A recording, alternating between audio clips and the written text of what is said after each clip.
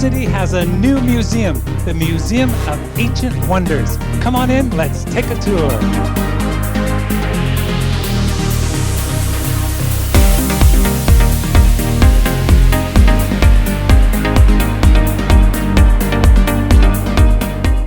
Hi everyone, Conrad Angel Corral here for your CCTV. Joining me here is the curator and president of the Museum of Ancient Wonders, Alberto Acosta. Great to have you here, Conrad. Thank you very much for having us. So first of all, welcome to Cathedral City. It feels so good to be here. I think the museum is going to be a wonderful tourist attraction for the city and draw people from Palm Springs, from one end of the Coachella Valley to the other. That's right, it includes all of Coachella Valley. It really does. We are very fortunate to have it here in Cathedral City. So let me start off with this question.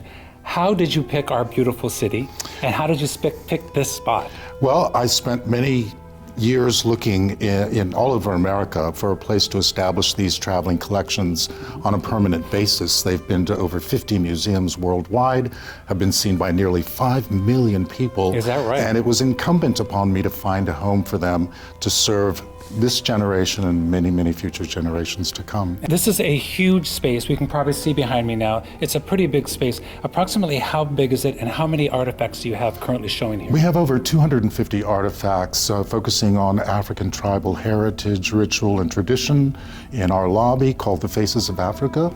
Our main gallery, though, hosts the treasures of Tutankhamun. These are all reproductions made by artisans who had access to the originals in Cairo. And then after our main gallery, we have a delicious spectacle of dinosaurs, a small stampede in the very back portion of the gallery. Which always excites me. I love the dinosaurs.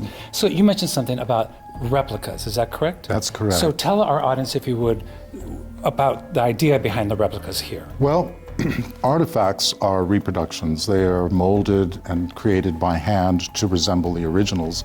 And when you're dealing with reproductions, you have a choice between good, better, and best.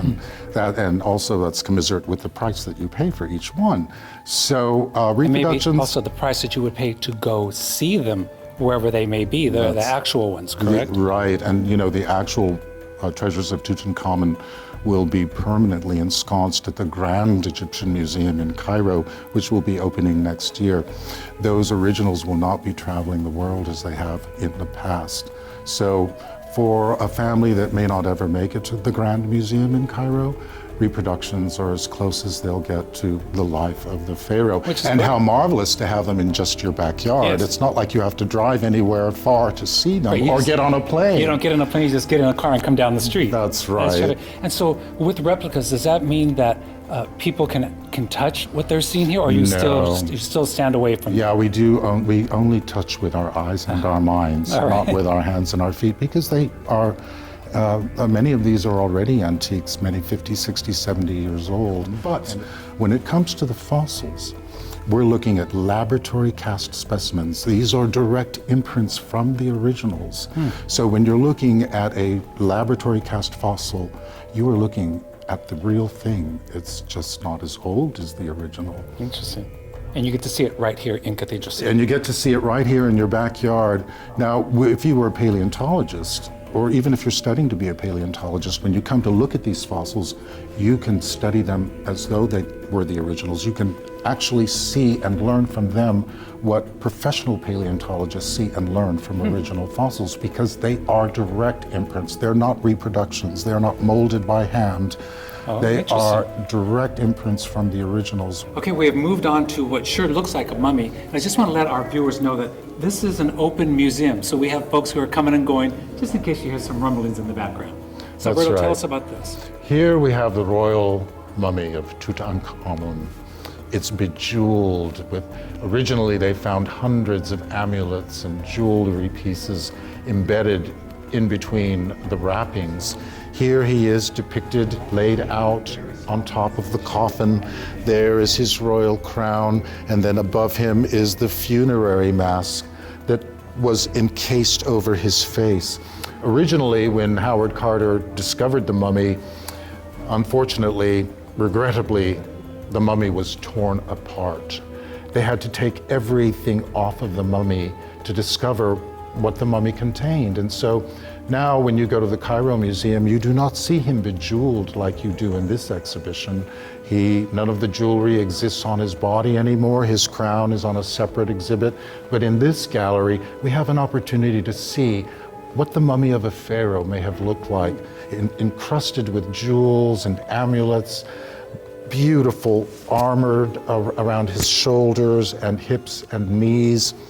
This is truly a wonderful representation of what the pharaoh may have looked like before he was torn to pieces. Very, very exciting. So as exciting as this is, and I find it very exciting, which is very rare for me in a museum. However, what I would like to do now is move on to one of my choices, and that has to deal with some dinosaur bones that I know are back there. Excellent. That sound good? So Alberto, we have moved into the dinosaur part of the museum that you have here today. Who is this young man or young woman here behind us? Well, it's everyone's favorite. This is the skull of a Tyrannosaurus rex, a holotype specimen. Original is housed at the LA County Museum. This is the ultimate predator that lived during the age of dinosaurs. And when we're looking at this skull, we can learn a lot about how this creature lived, what it ate, how it thought, and how it moved. For example, Tyrannosaurus rex was like a shark. When you look inside the mouth here, you can see that there are several teeth missing, but not to worry. It always had a row of teeth just waiting to grow in.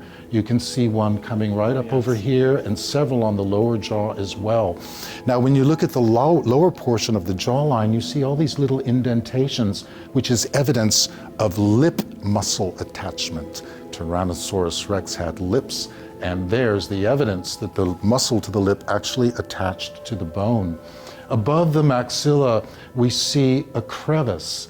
It's not connected to the nasal bone at all. It's a cartilaginous area, so that if T-Rex took too big of a bite to swallow, his upper maxillas would spread out so that it could take the biggest bite it's ever taken and still be able to chew it. Wow. How do you know so much about these? It's amazing. Well, it's the fossils that tell us, really. If we stop long enough to look at a fossil can tell us so much about the time, the way that it ate, what it ate, how it moved, and even what it thought. So Alberto, the name of the museum is the Museum of Ancient Wonders. It's the Museum of Ancient Wonders, where the past enlightens the present, guiding a path to the future. I'm Conrad Angel Corral, here in Cathedral City.